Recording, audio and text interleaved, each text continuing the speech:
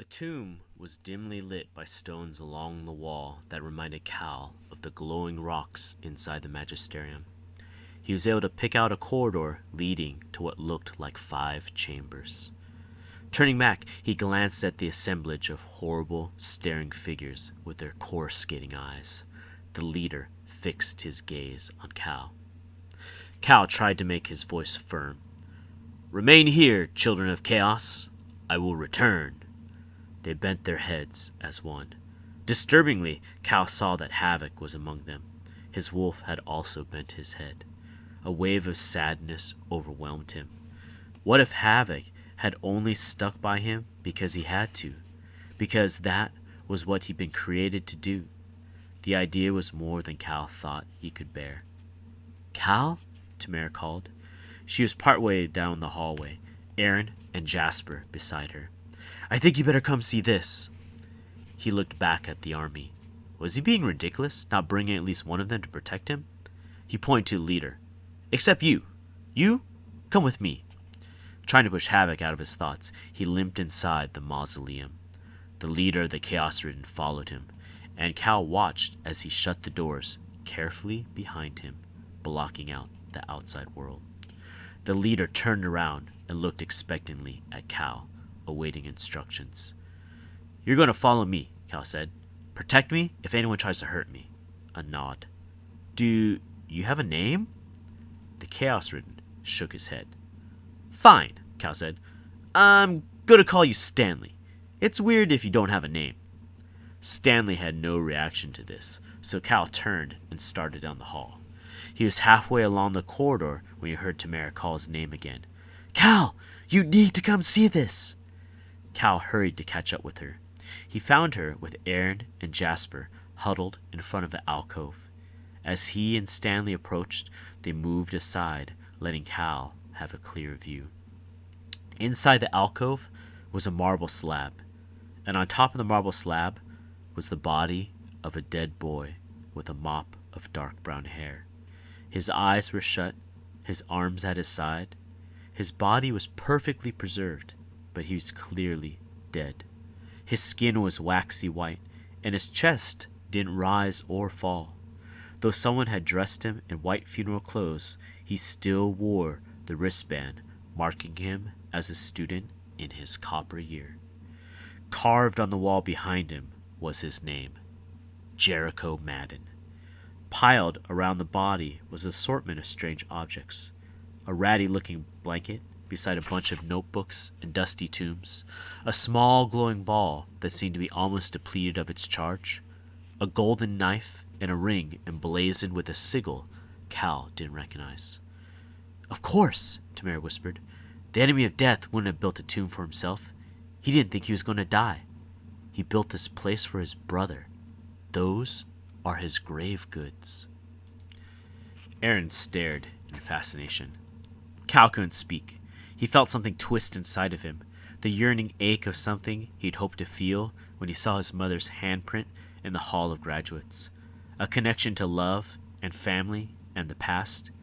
He couldn't stop staring at the boy on the slab and remembering the stories he had heard. This was the brother Constantine had wanted to resurrect.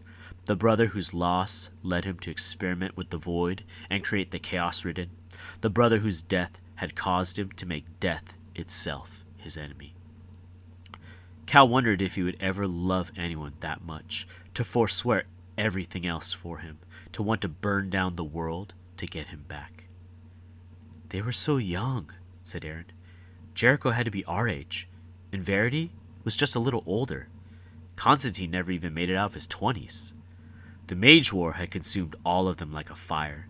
It was horrible to think about, but at the same time, Cal had never heard anyone say Constantine's name with such compassion before. Of course it was Aaron. He had compassion for everyone. "Over here," said Jasper. He wandered a little farther down the corridor and was staring into another alcove. The strange glowing stones along the walls cast an eerie light over his face. "Someone we know." Cal knew who they would find before he even got there. A skinny boy with stick-straight brown hair and freckles, his blue eyes closed forever. Drew. He remembered Drew's body the last time he'd seen it, the way Master Joseph had enchanted it to close up its wounds, even though Drew was already dead. His body looked healed now, even if his spirit was gone. He had grave goods too, folded clothes and favorite games, a horse statue, and a photograph of him with one arm around a smiling Master Joseph and the other around someone else, someone who'd been cut out of the picture. Cal was about to pick up the photo and take a closer look when he heard muffled and distant voices coming from below them. "Do you hear that?" he whispered, walking away from Drew's body and down the hallway. Stairs receded into the gloom. They looked as though they'd been carved from solid rock, and it took Cal a moment to realize that they must have been formed from magic. The time is closer than you think. Cal crept down the stairs. The others followed more cautiously. He reached the bottom stair and looked around the cavernous, shadowy room. The darkness down here was deeper, the glowing rocks set in the walls more spread out. And then he saw it, the final body, Constantine himself.